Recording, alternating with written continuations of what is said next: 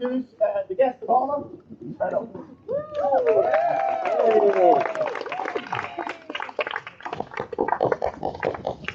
Thank you all for coming out.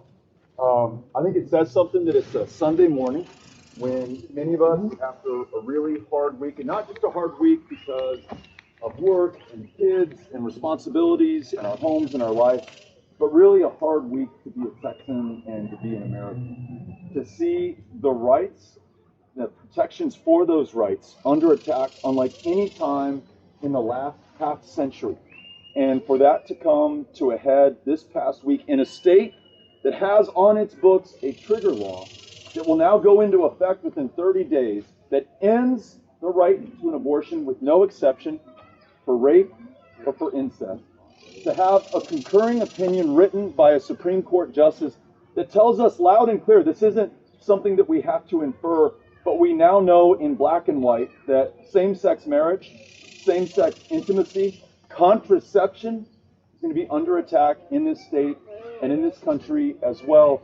And it is understandable for people to be disappointed. And if you're not, I wonder if you've got a pulse and if you're paying attention. It's understandable for people to be angry and to be outraged. And I certainly am. But the thing that we have to guard against is despair. When we despair, we are doing their work for them. When we get so down and we say, you know what, Jesus, we try so hard. I vote in every election. I'm doing my best. I thought we were making progress in this country. And we just went back 50 years into the past, and we may go even back further going forward. I give up. I just submit. And I guess this is just our fate, our future, and our fortune. We cannot do that, and we've got to help others in this state. And in Katy today, have the faith and the courage and the hope. And listen, not hope like, unicorns and rainbows kind of hope. Not hope that is groundless, but hope that is grounded in the work that we're willing to do. And this is why what we are doing today is so encouraging to me. It should be encouraging to all of us. We are going to make the change that we need happen by meeting the voters who are going to decide the outcome of this next election. And as I was just reminded, it's not just the next election for governor, right? It's the next elections for justice of the peace, for the judges who will sit and determine the fate of those who come before them. It is for state representatives. It is for every place on the ballot, because every position of public trust matters now more than it ever has before. We have all the proof that we needed this week. That doesn't define us, what the Supreme Court just did. What defines us is how we respond to this. And what we're doing by taking action, which is the absolute best antidote to despair and the key to victory, that, I believe, is not only what defines us, but determines what our future will be. Here's what I ask of you. You've already done the hardest part by getting out of bed, coming here, deciding that you're going to knock on doors today. The next part is all downhill. This is the icing. You are going to go out and meet people, complete strangers, and have conversations with them about whatever's on your heart, on your mind, in your own words. It can be the ruling that we had this week. It can be the need to ensure that more people can see a doctor or see a mental health care provider. It can be the fact that you're an educator and you are sick and tired of being so underpaid and treated with such disrespect by this state. You want to have the resources necessary to connect with those kids in front of you, to literally save their lives at this moment and ensure that they can lead the best possible lives going forward. You can be concerned, as you should be, about climate change, and you can share that with folks who you meet, that this state, more than any other, is prepared to lead the way, not just to ensure our energy independence, but that we confront climate change before it's too late. Whatever, and I mean this, whatever brought you out here today, I want you to share that with the people that you meet. Some of you have told me this is the very first time that you're going to be knocking on doors. For me, this is literally probably the 50,000th time I'm going to be knocking on doors. I just want you to know I still get nervous. I still get a little bit anxious. What is the person on the other side of that door going to do? Are they going to slam it in my face? Are they going to be upset that I woke them up? They were sleeping in on a late Sunday afternoon. Are they going to be excited that I'm there? I'll tell you, I spent 3 hours in this sun and in this humidity yesterday in Houston knocking on doors. And this may not be the case for everybody, but this was the case for us yesterday. So many people whether they knew it or I knew it, were waiting for us to show up.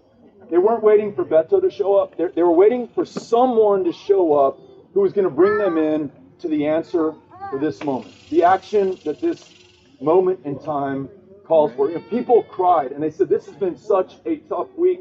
I needed you to show up right now and remind me that there's a way that we can overcome this through this election.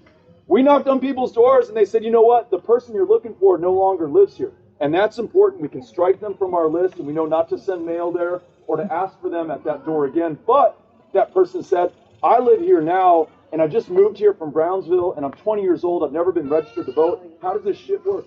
And we're able to say, we're going to get a volunteer deputy registrar on your door to make sure that you are on the rolls and able to participate in this next election. I'm going to take down your cell phone and your email address, and we're going to stay in touch with you going through till November 8th to make sure that you participate in this next election and secure our future and guarantee that this democracy still works. After those 3 hours, absolutely drenched down to my socks, right? Exhausted in that hot sun, I felt better than I have felt in such a long time, despite, maybe this is kind of ironic and just interesting, maybe because of the challenges that we face. In other words, it's not happening to us. We're not allowing it to defeat us. We're getting up after it, and we're calling ourselves to do the work necessary to overcome this at the end of the day. That is what you're doing right now. Last thing that I'll ask you is to stay on every one of those doors on the list that you're about to get. You may finish it in an hour and a half. It may take you 2 hours. It may take you a little bit longer. This election will be determined most likely by a very close margin. It was 2.5 points in 2018 when we were running against Ted Cruz. It might be even closer this time. It literally may be the doors left on your list. It may be 50 votes. Sounds crazy, but there are elections in this state, in this country, that have been called by closer margins than that. Knock on every door till you get to the very end. Again, not easy, but tonight, the beer is going to taste a little bit better, a little colder. You will have earned everything going forward. And if you can, join us on future canvases. Maybe try to host one yourself. Bring people together, just like we're bringing people together today.